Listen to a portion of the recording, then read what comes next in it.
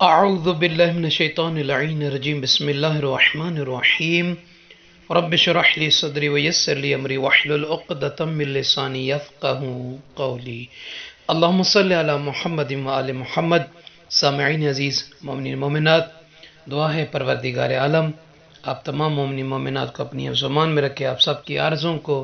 دعاؤں کو، مناجات کو منظور و مقبول فرمائے۔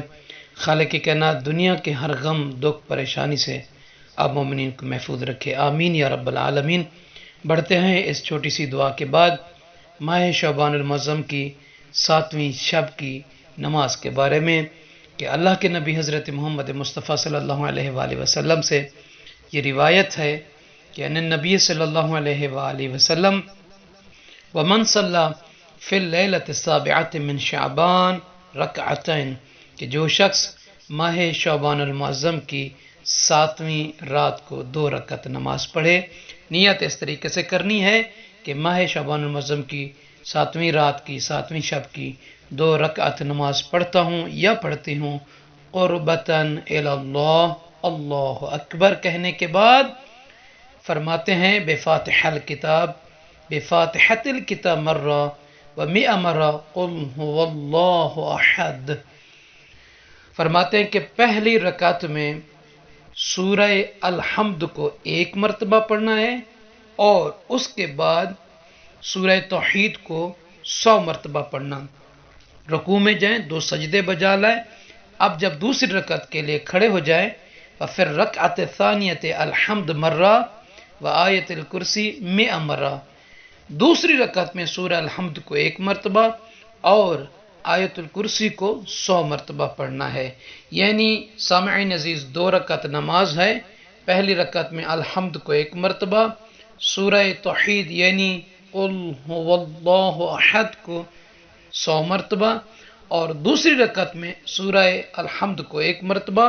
اور آیت الکرسی کو 100 مرتبہ پڑھنا ہے۔ اس کے بعد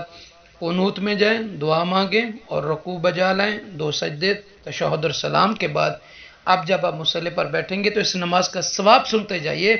کہ اللہ کے نبی حضرت محمد مصطفیٰ صلی اللہ علیہ وآلہ وسلم فرماتے ہیں، قال النبی صلی اللہ علیہ وآلہ ما من مؤمن ولا مؤمنۃ صلی هذه الصلاة الا استجاب اللہ تعالی منہ دعاءہ، کہ جو مومن اور مومنہ اس نماز کو یعنی 7ویں شب کی نماز کو پڑھے گا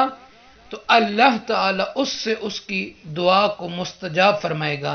یعنی آپ یہ نماز پڑھ کر جو بھی دعا مانگیں گے، صادق الامین نبی صلی اللہ علیہ وآلہ وسلم فرما رہے ہیں اللہ تعالیٰ آپ کی دعاؤں کو مستجاب فرمائے گا، پورا فرمائے گا، قبول فرمائے گا۔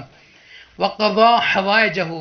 اور آپ کی جو حاجات ہیں، تمنائیں ہیں، آرزو ہیں، خواہشات ہیں، وہ اللہ تعالیٰ پوری کرے گا۔ اور فرماتے ہیں وَكَتَبَ لَهُ کل یوم ثواب الشہید، کہ اللہ تعالیٰ اس کے یعنی اس نمازی کے نامہ اعمال میں ہر دن کے بدلے ایک شہید کا ثواب عطا فرمائے گا۔ ولا یکون علیہ خطیہ، اور اس کے نام اعمال میں کوئی غلطی، کوئی گناہ، کوئی سرزش نہیں لکھی جائے گی۔ تو اتنی بڑی عظیم نعمتوں والی اللہ کے اجر والی نماز ہے، اس کو ضرور پڑھیے گا اور دعا میں یاد رکھیے گا۔ اور 7ویں روزے کے بارے میں اللہ کے نبی حضرت محمد مصطفیٰ صلی اللہ علیہ وآلہ وسلم اپنے مبارک ارشاد میں فرماتے ہیں قال ومن صام 7 ایام من شعبان، کہ جو شعبان المعظم کے 7ویں دن کا روزہ رکھے گا،